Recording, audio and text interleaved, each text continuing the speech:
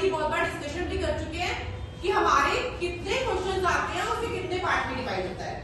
हमारे इंग्लिश के पेपर में हम अपने पेपर को 3 सेक्शंस में डिवाइड करते हैं। सेक्शन ए जो हमारा रीडिंग स्किल्स होती है, सेक्शन बी जो हमारा राइटिंग एंड ग्रामर स्किल है, और सेक्शन 3 लिटरेचर, मतलब हमारी जो दोनों बुक्स हैं वो लिटरेचर में आती है।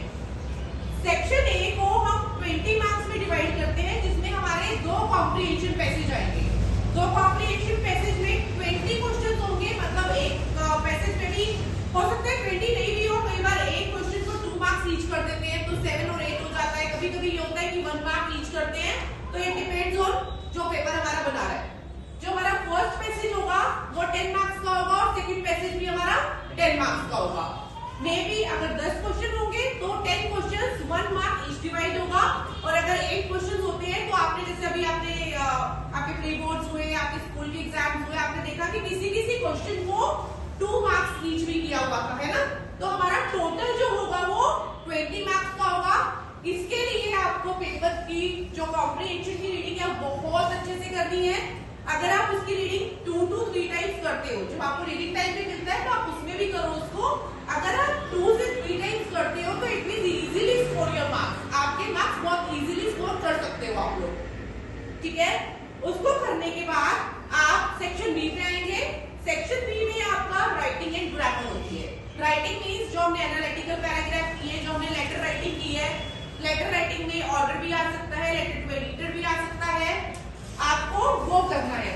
उसमें लेटर राइटिंग में हमने बहुत सारी प्रैक्टिस की है, उसके लिए हमने फॉर्मेट भी लर्न किया है।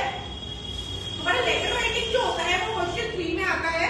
क्वेश्चन 3 का 5 मार्क्स का होता है, लेकिन 5 मार्क्स में आपको ध्यान रखना है कि आपको फॉर्मेट पे भी ध्यान देना है, कंटेंट पे भी देना है, और एक्यूरेसी उसमें ज्यादा ग्रामर में लाइक स्पेलिंग मिस्टेक्स नहीं करनी है। इस चीज पे हमें फोकस करना है, क्योंकि हमारा 2 1 करके उसको डिवाइड किया हुआ होता है।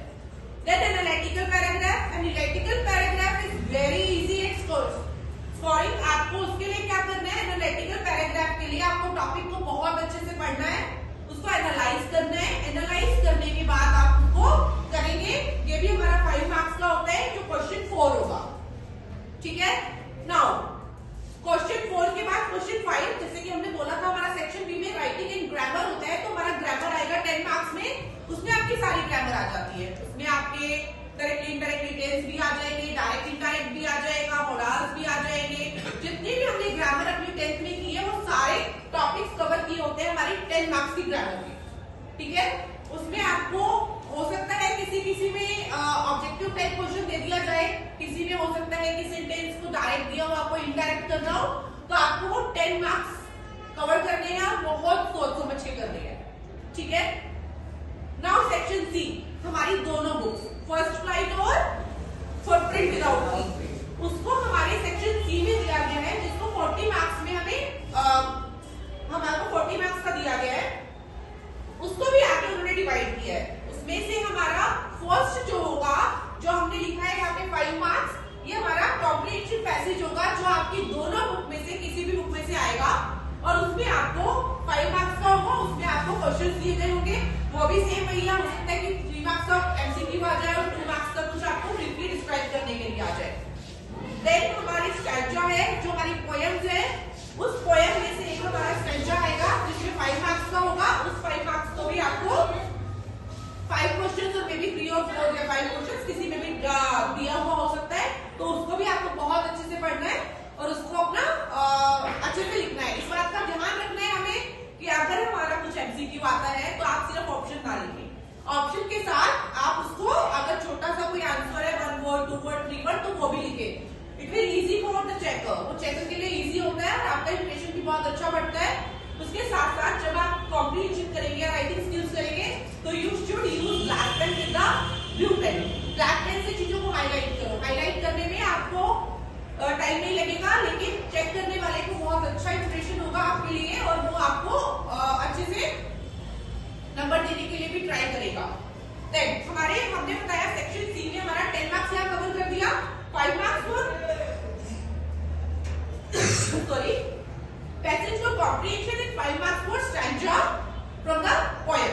देन 10 मार्क्स के बाद हम आते हैं यहाँ पे हमारा 40 to 50 मार्क्स वाले क्वेश्चंस आते हैं, जो दोनों बुक्स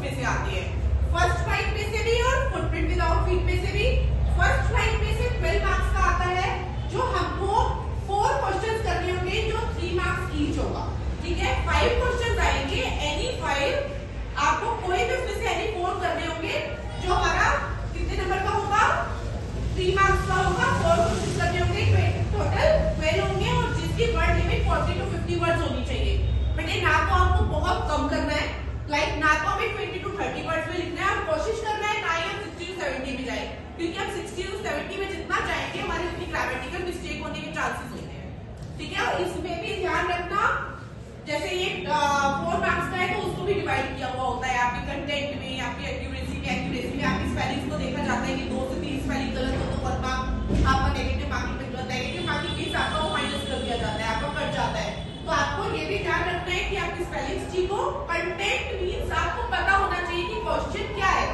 अगर आपको लैंग्वेज अच्छे से लिखनी नहीं भी आ रही लेकिन आपको कंटेंट पता है कि उसमें क्या कंटेंट है, क्या आंसर होना चाहिए, तो आप उसको लिख सकते हो, ठीक है। वो हमारा किसमें से आ रहा है, फर्स्ट वाइट में से 12 मार्क्स का। ऐसे ही 40 to 50 वर्ड के क्वेश्चन फुटप्रिंट विदाउट फीट में से भी आएंगे, उसे हमें कोई 2 क्वेश्चन करने होंगे, एनी 2 फ्रॉम द 3 क्वेश्चंस, ठीक है। वो 6 मार्क्स के होंगे, मतलब हमें फुटप्रिंट विदाउट फीट जो है वो 6 मार्क्स की आ रही है क्वेश्चन में और यहाँ 12 मार्क्स की आ रही है, ठीक है। उसमें हमें वही होगा 40 to 50 वर्ड्स की वर्ड लिमिट होगी। This is question 9।